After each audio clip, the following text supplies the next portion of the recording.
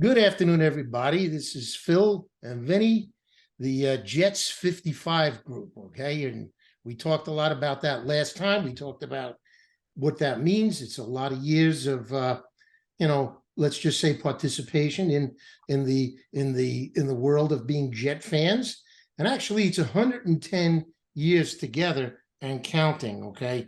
But the thing about it is, it's a lot of years of unfulfillment, interrupted by about 5 or 10 minutes of excitement. So it's great, but the bottom line is we're here. It's the new year. We're happy to be here. And, I got to tell you, though, we'd be remiss, we'd be horrible guys if, of course, we didn't talk about what's been going on in the world of football. My God, the Damar Hamlin thing last night, it's almost 24 hours ago, and it's still the same. The guy is still stuck there, and you just only hope, thoughts, prayers, and good vibes, good thoughts. But the reality is it's a tough spot. And for all of us who have either played football in high school or we've had kids that played, this is it. This is what you look at. This is the fear. And that's what makes this game great, but also horrible in that this can happen.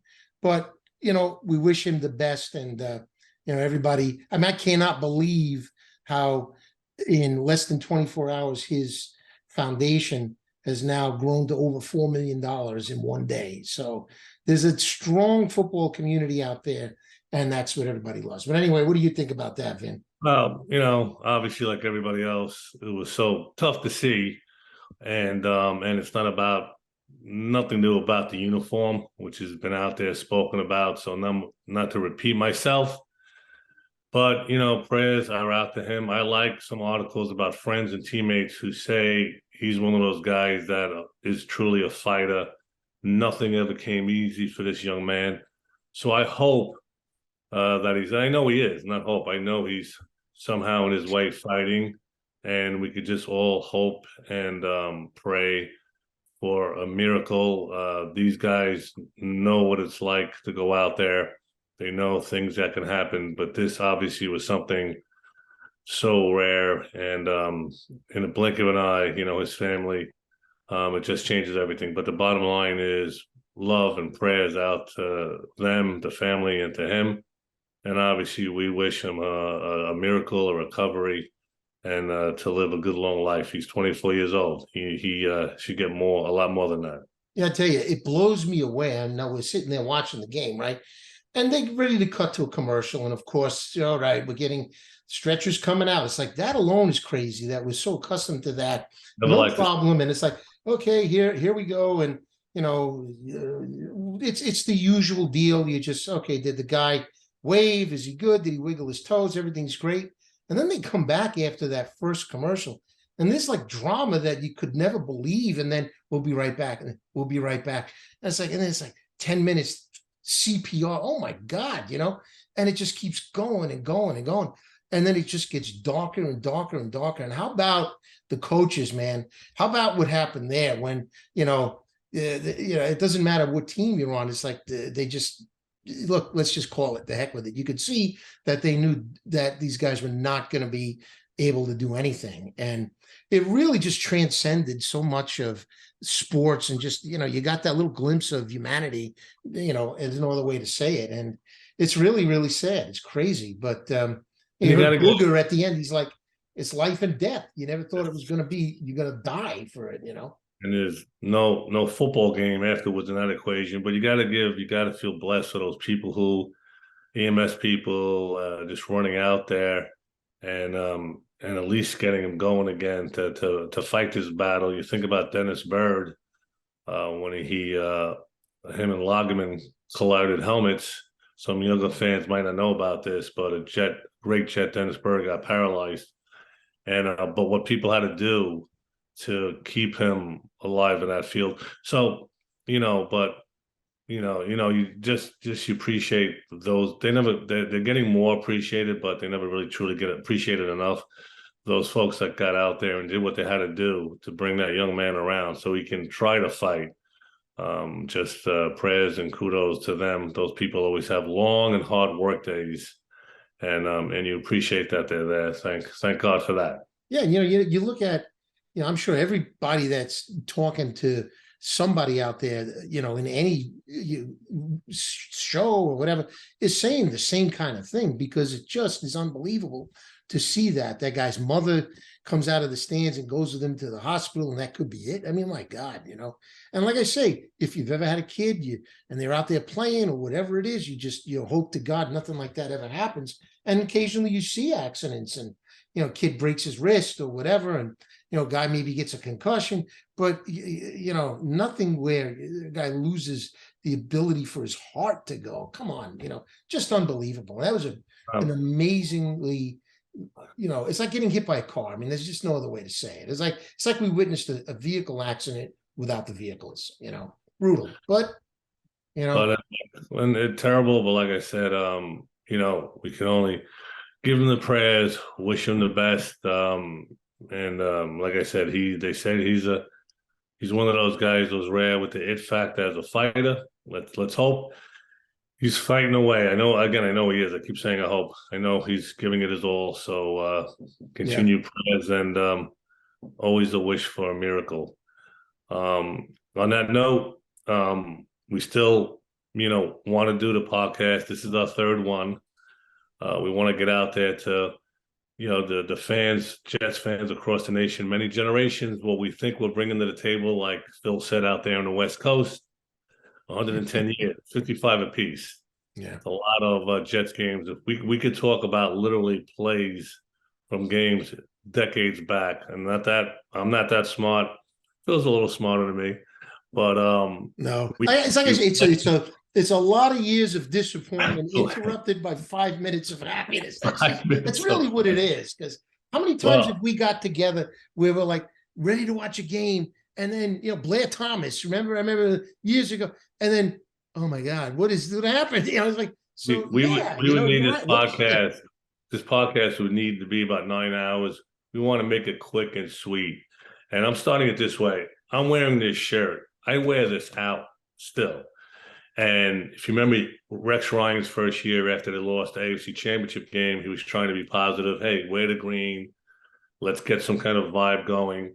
It's easy to wear it when they're winning. I'm wearing it now because I will tell you, after heading into 6 decades, well, we're not 6th decade of watching the Jets, you might think I'm crazy. Phil, I think they're in a good place. There's a lot of talent.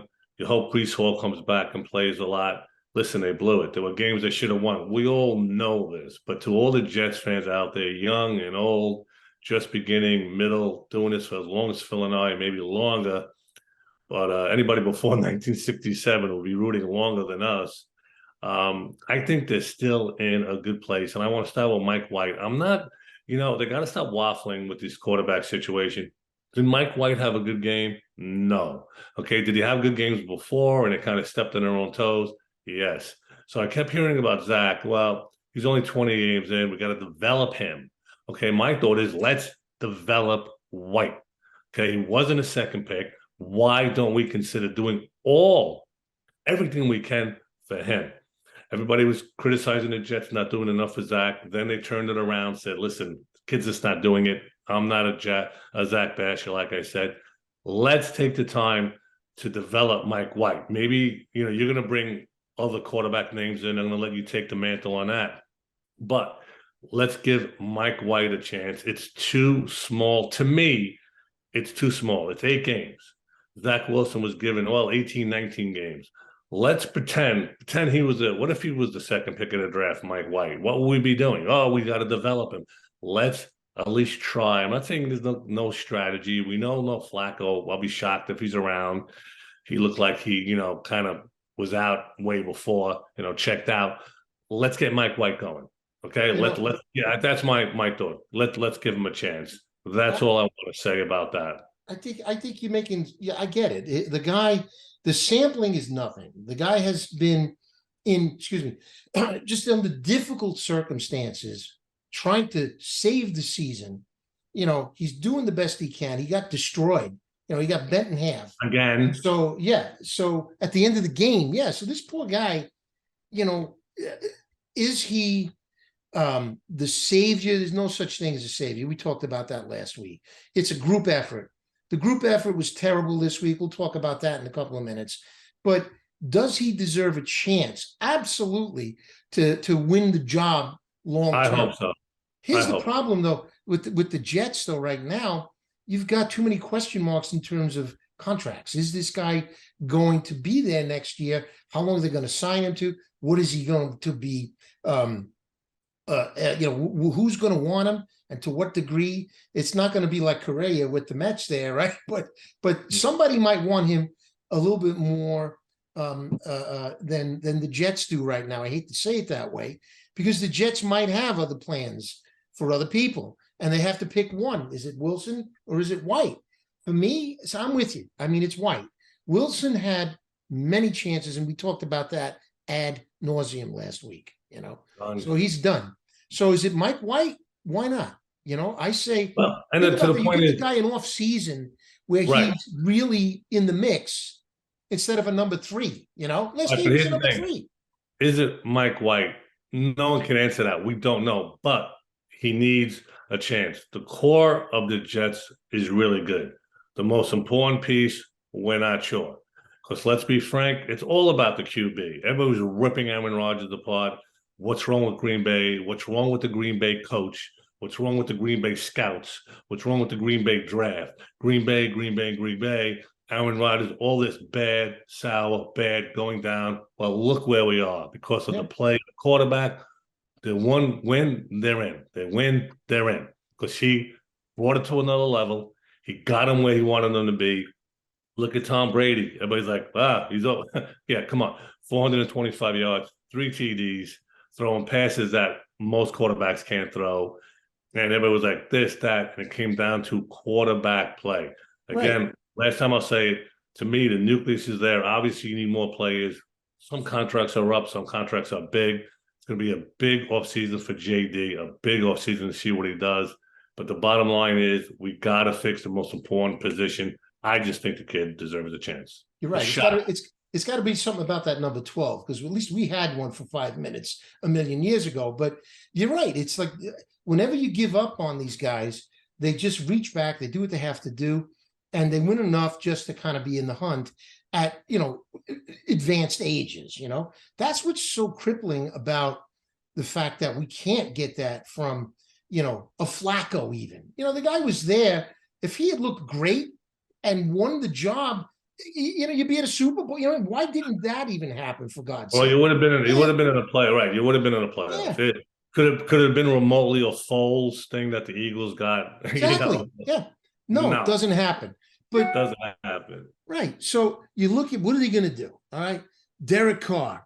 Okay. Derek Carr has had 5 or 6 years that are better than anybody that we've had, since forever. They don't 4,000 yards in a year. Forget it. That's 2 years worth with Jet quarterbacks. And it's a shame because when Testaverde was there, good quarterback, should have gotten it done.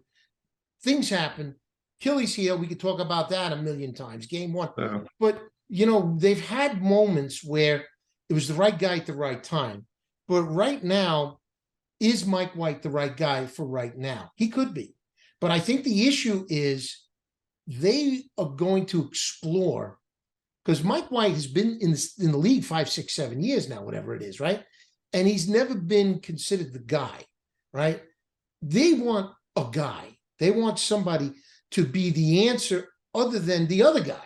So if the other guy is going to be Wilson or White, it can only be one or the other. Please stop saying I hope it's White, and I hope they get somebody like Garoppolo or Carr and let them battle it out, and best man wins. And then you have somebody credible to back you up. Listen, Carr was supposed to be the guy in the Raiders. There's been flash. We don't even, how many years now? We don't even get flashes. I guess the last time you could say we got flashes was with Mark Sanchez. Yeah. And I'll always say, I always thought he could have been a very good quarterback. He was just such a good Boy Scout. Never had the it factor. Always liked the young man. But Carr was supposed to be the man in the Raiders. Listen, bring Carr in. Please, bring him in. Mm-hmm. But it truly must be what they say. Please, bring Carr and White in. Because let's remember, and I was disappointed, White in preseason looked terrible. So now White has to think, I can't look terrible in preseason. Thank God, thank goodness they held on to me. But if you bring in a car, yes, great, bring him in. A guy that passes close to 5,000 yards. This is unheard of for the Jets. Bring him in. Yeah, Okay, remember. but let's let them both have a shot. To me, I would love it to be White, Carr, Streveler, or Carr, White, Streveler. I'm a Streveler fan too. I'm not saying he's going to lead the team to a Super Bowl. Well, what a change of quarterback if your quarterback gets hurt when that guy comes in. But anyway, that's my thoughts on that. Think about it. Bring him in. The guy Carr, they have no defense in Vegas with the Raiders. Yeah. Can you imagine that guy here? Can you imagine almost any quarterback here? I mean, we're going to talk about the game now. I know we're going to move into the game. Right. But man, you think of it this way. I saw a stat. The Jets allowed 21.3 points per game, right? In their losses, in their 9 losses, which is by far and away the fewest points allowed by any team in the league for their losses. So they were in every stinking game, and they had an inept and zero help on the other side of the ball. If all of a sudden you get Breece Hall back, AVT back, you're all of a sudden going to have a nucleus again. And like you said, is Becton going to come in? We have to look at the state of the Jets. I'm with you. Glass is half full. But you really have to anchor that glass with a coaster, with a quarterback that you could count on. Who is it? If you had to say, which would you say? Carr or White? What would you want? Listen, if Carr's on the Jets and we have White, if White shows, I just something about that young man I like, just something about how he approaches things. Now, listen, again, it's 8 games in. His instincts aren't as good as I thought they were. He's taken some big hits, but he's not instinctively seeing. He's a little bit. I think he's better than Zach seeing what's going on around him. But for the most part, he's not. He's taking some hits that maybe he shouldn't be taking. I don't think he should be taking. Right. So, but let's teach him. So if he's showing stuff, and you have, White and Carr, I would probably say I prefer it to be White. But there's something interesting to me about Carr, and the sad thing for the Jets, the saddest thing of all, is that a top five defense is not going to be in the playoffs. Oh, God. And you're right. And then you look at the O-line, you look at the state of that team, he's going to do some real fine-tuning and beef that back up. But the problem for me, no matter who was going to be there this year, they were going to struggle. I get it. But Mike White at least looked like a quarterback at spots. He really did look like a guy that, looked like he could make some plays that the other guy just was incapable of making. But is that enough to be the main guy? I mean, they had 1 touchdown in their last 23 possessions. One. Yeah. They had 4 touchdowns in the last 5 games. Can you lay it all on him? No. But it's also, we're going to talk about in a minute, coaching. We're going to so many things that we can, get into. But you're right. Is he capable? And you're right, he is. Well, we'll end it with, all I'm saying is 8 games in. 8 games played. He's played 8 games. Yeah. I always want to see, you gave Zach the chance for a big body of work. Give this guy a chance for a big body of work. And now, as we take a breath and sit back and sigh for a second, we have to approach the game. Yeah, right. Okay, well, that segment, let's talk about the game. Well, that segment is done. Yeah, what game? What are you talking about? Actually, I call it the game that never was. I think the most frustrating. What'd you call it? Say it again. What was that? I said the game that never was. The game that never was. That's right. I think the most frustrating thing about that game is there's so many ways to lose, and the Jets have multiplied all of them, sadly enough, in the 55 years for us, heading on 56. But I think the biggest thing about that is that it never was a game. No. They just never, they were never in it. Mike White, felt a little bad. It wasn't a great game. But again, they had everything that they step on their own feet, drop passes, just throws that are missed by inches. And what else you want to say about this game, Phil? What are we going to say? They struggled on defense early, but the takeaway is they did not let them romp. They did not let the game get away from them. That is a testament to how great that defense is and how far along they've come, even with adversity, even with a couple guys going down. They had Williams down for, they've done so many good things. But the problem is, you look at Geno, my God, think about it.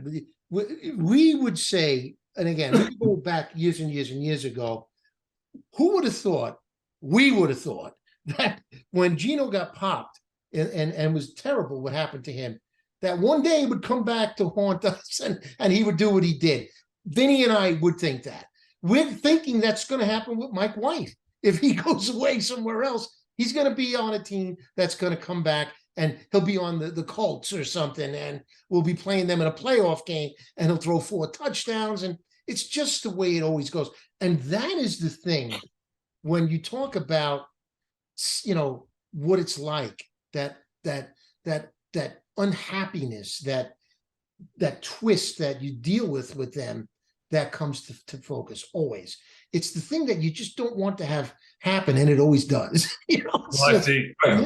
Excuse me, just getting over a cold. I see Mike White going to another team and being the next Tom Brady. Well, yeah. That's what flips me out. That's what makes me lose my mind. But again, this game was just sad that it wasn't a game. Couldn't run the ball at all, nothing. Yeah. They never seem to have on the offensive side of the ball. Listen, 23 points. If you would have told me that the Jet defense will give up 23 points, I would say we have a good shot to win. Yeah, 27-23. I definitely felt comfortable that the Jets were going to get in the 20s. So I felt that good shot to win with 23 points, but it did not happen. Vin, just a little bit about, I looked at one article, because this is Tuesday, right? We did this a little early, especially because of that kid, what's going on. I just wanted to get something out there, not to bring that back up, but man, just, you really hope he's okay, Hamlin. But the thing, I read Cannizzaro, and he's been a beat writer for 100 years. The guy's been there forever, right? With the Post. On New Year's Day, I peeked, and it was right at the end of the game. It was that night, right? And it says, it was same old Jets in the end, as fans get left with familiar feeling. So, as the judge, yes, 100%, right? Now, I don't know, what do you think as the jury? How does that sound to you, As a jury, I don't like to hear that. I'm gonna give him this is our little segment. We do judge, Phil the judge, Vinny the jury. Yeah. I'm gonna give him a little guilty verdict. But I will say this.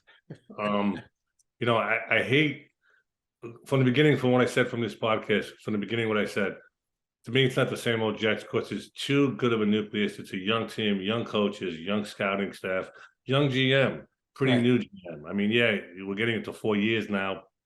There's a lot of youth there. Okay, look at Urlacher. Everybody was like blasting the defensive coordinator, last year. Oh, get rid of him. We don't like this guy. Well, what happened this year? Yeah, turned it around. It's awesome. Top line defense. Obviously, it's the quality of players. Right. I mean, when you get Whitehead and you get Reed and you get Sauce, things change around. Mm-hmm. But there were still many plays from last year, and they became a much better coach and better results. So Vinny, what I think about Cannizzaro, what he's saying there, he's not saying like same old Jets. I believe, because I read it, and he goes over the point. What he's saying in a nutshell, and I know you know this, is, I'm going to paraphrase in my own mind, it's not losing, it's how you lose.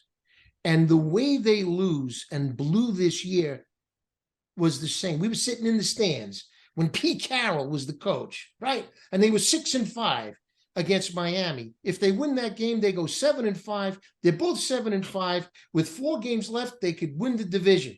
That was the fake spike game. You know what happened? They lost the rest of the year, 6-10. It's like things like that. That's, we had an 18-point lead, 18-point lead, yeah. Right. Boomer Esiason throwing it around like what are you doing? You got Dan Marino over there. Look, so it's how you can't torture us like that. Go 7-4 and then lose 5 in a row. You can't do that. So that is a tough, tough, tough nut to crack. It just is, And I know you want to talk about, changes, and we might want to get into what's ahead. But just to wrap up about the game, I don't know. Do you feel that there was anything positive on offense that you could point to? Now, let's face it, Wilson, 1,000 yards, man. Hey, fantastic. He made it through in a 16-game span, over 1,000 yards. That hasn't happened since 2015. Fantastic. Rookie. This is the man. So you're right. There's a lot of good stuff there. But out of this game, other than that, was there anything you could point to that you liked? Really, that's the part that so made this game. This isn't a very common Jets loss. This is another brutal way they found to lose. Yeah. And to me, it was just, I really expected more from everybody across the board, and who gave their all the defense. I mean, it's they for the most part did what they had to do. I think keeping them at home in Seattle to 23 points. Gino beat us. Yeah, lovely. He threw 482 yards. He threw the 2 tight ends we never heard of. One tight end, they just signed him that morning. I think they got him. He was walking down the block. But he threw the touchdowns when he had to. That's the pass that you got to make. He did. And this guy was like some huge tight end, and he caught a touchdown pass. But it all counts.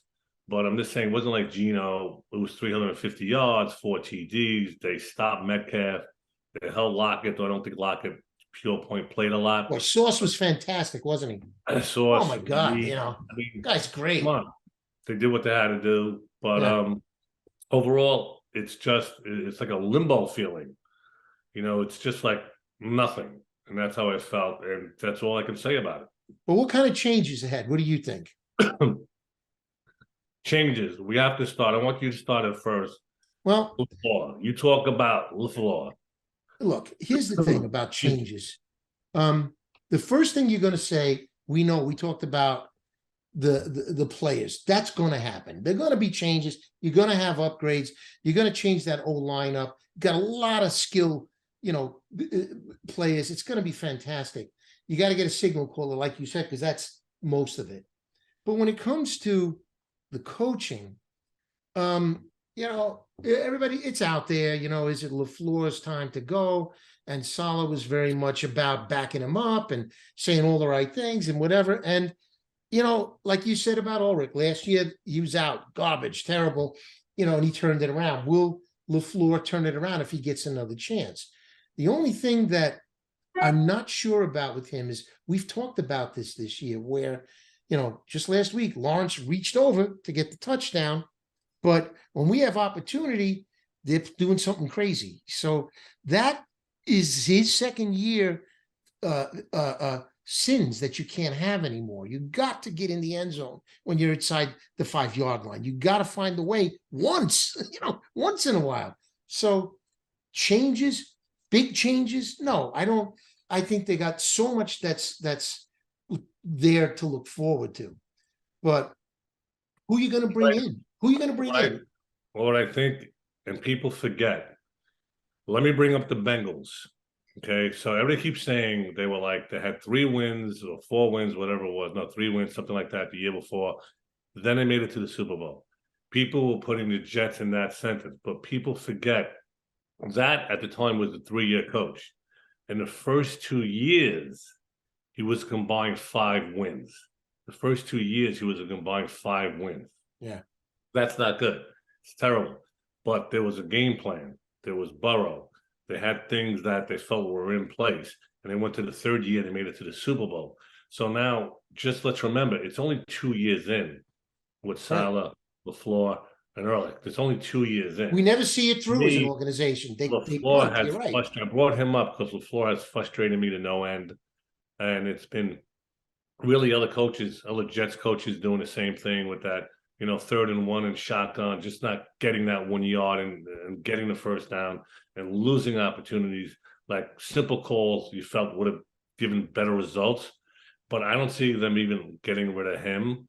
But I think this 3rd year, JD, Saleh, LaFleur, all of them, the whole regime, the whole rest of the coaching staff, the whole scouting team. And let's also take another note. What allows you just when bad things seem to happen? I love their special teams coach, but Yeah. those 2 punt returns, boy oh boy, that was the difference between defeat or victory.